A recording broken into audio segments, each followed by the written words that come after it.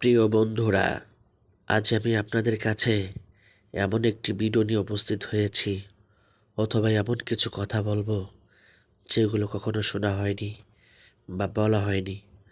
প্রতিটি মানুষের জীবনে কথাগুলো একান্তই প্রয়োজন।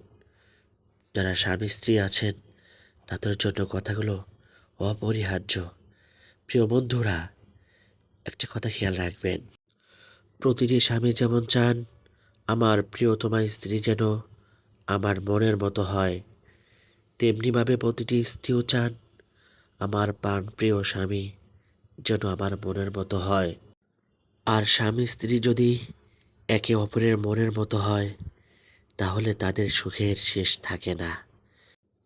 তাই সুখী জীবন গড়তে হলে অবশ্যই একে অপরের মনের মতো হতে হবে এবং তাদের মাঝে অপছন্দনীয় কাজগুলো ছেড়ে দিতে হবে। স্বামীর যে সকল বিষয় স্ত্রীরা একেবারেই অপছন্দ করেন তা একে একে আমি এখন উল্লেখ করছি। 1 নাম্বার, কোনো স্ত্রী উগ্র মেজাজি স্বামীকে পছন্দ করেন না।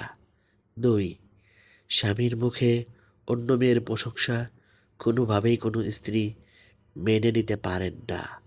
3, চরিত্রহীন স্বামীকে স্ত্রীরা একেবারেই অপছন্দ করেন। 4, ব্যক্তিত্বহীন স্বামীকে একেবারেই সহ্য করতে পারেন না।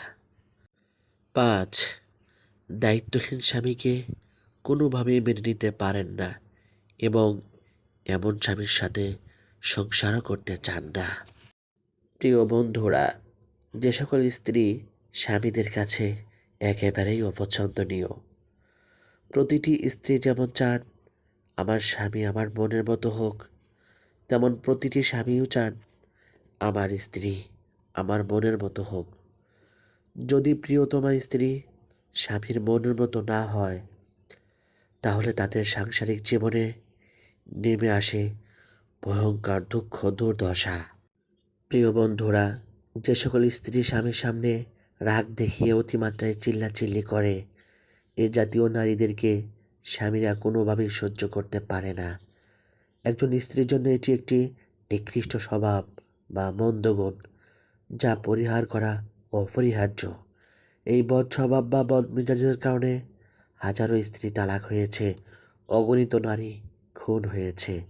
রাগ মানুষের জীবনে থাকতেই পারে, তাই বলে যেখানে সেখানে এই রাগ দেখানো ঠিক নয়, বরং নিজের রাগকে নিয়ন্ত্রণ করাই হচ্ছে একজন বুদ্ধিমতী স্ত্রীর কাজ।